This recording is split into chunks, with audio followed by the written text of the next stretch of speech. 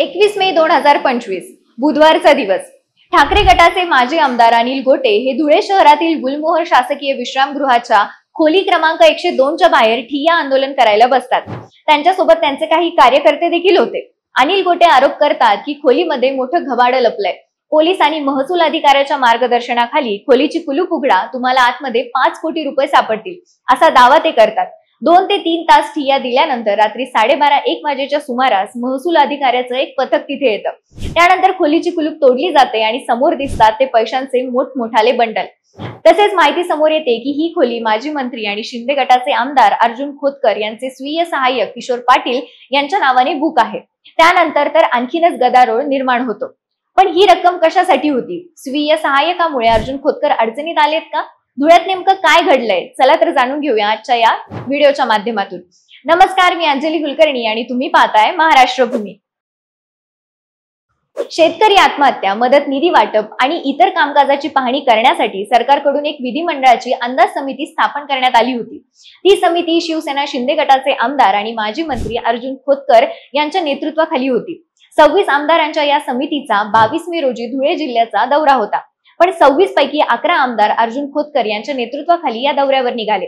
त्यापूर्वी एक दिवस अगोदर ठाकरे गटाचे माजी आमदार अनिल गोटे यांनी आरोप करत विकास कामांमधील त्रुटी लपवण्यासाठी अर्जुन खोतकर यांच्या स्वीय सहाय्यकाने विविध विभागातल्या अधिकाऱ्यांकडून 5 कोटी रुपयांची रक्कम मागितली असं म्हटलंय।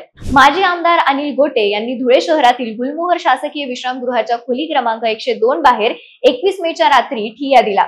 तोपर्यंत अर्जुन खोतकर यांचे स्वीय सहाय्यक असलेले किशोर पाटील हे त्या ठिकाणाहून निघून गेले होते। पुढे अनिल गोटे यांनी जवळपास 2 ते 3 तास खोलीबाहेर ठिय्या दिला आणि त्यानंतर रात्री 12:30च्या सुमारास महसूल अधिकाऱ्यांच्या पथक विश्रामगृहावर येऊन त्यांनी खोली क्रमांक 102 ची कुलूप तोडून आत प्रवेश केला। महसूल विभागाच्या पथकाने आत प्रवेश केल्यानंतर त्यांना खोलीमध्ये 1,84,00,000 रुपयांची रक्कम सापडली।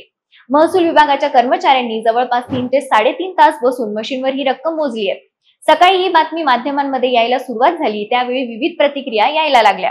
राष्ट्रवादी काँग्रेस शरदचंद्र पवार पक्षाचे आमदार रोहित पवार यांनी यावर खोचक टोला लगावत म्हटलंय, एखाद्या चांगल्या कामगिरीसाठी रोख रकमेचं बक्षीस दिलं जातं। धुळ्यात गेलेल्या अंदाज समितीनेही अशी काही दैदिप्यमान कामगिरी केली असेल का आणि म्हणूनच त्यांना बक्षीस देण्यासाठी कोट्यवधी रुपयाची रक्कम जमा केली असेल का?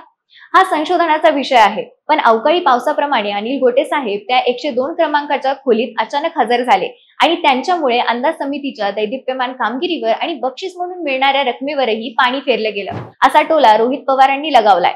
पण यामध्ये सर्वात महत्त्वाची गोष्ट म्हणजे अर्जुन खोतकर अडचणीत आले आहेत का? तर काही प्रकारे ही गोष्ट खरी आहे, कारण की ज्या खोलीमध्ये ही रोकड सापडली आहे ती खोली किशोर पाटील यांच्या नावावर 15 मे पासून बुक असल्याचं समोर आलंय। आता किशोर पाटील आणि अर्जुन खोतकर यांचे संबंध सर्वांनाच परिचयाचे आहेत। किशोर पाटील गेल्या 20 वर्षांपासून विधान भवनात शासकीय पदावर कार्यरत आहेत। खोतकर ज्यावेळी मंत्री होते त्यावेळी त्यांनी खोतकरांच्या स्वीय सहाय्यकाच्या रूपाने काम पाहिलं होतं। ते गेले 17 ते 18 वर्षांपासून खोतकरांसोबतच आहेत।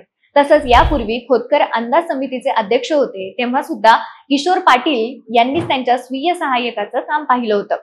आता खोतकरांशी इतक्या दिवसांपासून संबंध असलेल्या त्यांच्या स्वीय सहाय्यकाच्या खोलीमध्ये जर इतक्या मोठ्या प्रमाणात रोकड सापडत असेल तर नक्कीच एक संशयाची सुई खोतकरांवर सुद्धा जाते। पण अर्जुन खोतकर यांनी अनिल गोटे यांचे आरोप पूर्णपणे फेटाळलेत। ते म्हणालेत की अर्जुन गोटे यांची जुनी सवय आहे अशा प्रकारे आरोप करायचे आणि शासनाला बदनाम करायचं। आमच्या समितीचा या विषयाशी कसलाही संबंध नाहीये, हा सरकारला बदनाम करण्याचा एक प्लॅन आहे असं खोतकर म्हणाले। आता खोतकरांनी जरी आरोप फेटाळले असले तरी मुख्यमंत्री देवेंद्र फडणवीस यांनी या आरोपाची दखल घेतली आहे। फडणवीस यांनी या प्रकरणात SIT स्थापन करून चौकशी करणार असल्याची माहिती दिली आहे। आता SIT मध्ये काय समोर येणार हे तर भविष्यातच कळेल, पण दुसऱ्या बाजूने पाहिलं तर काही प्रमाणात अर्जुन खोतकर अडचणीत आलेत असं म्हणावं लागेल। आता यावर तुमची प्रतिक्रिया काय आहे आम्हाला कमेंट्सच्या माध्यमातून नक्कीच कळवा। धन्यवाद।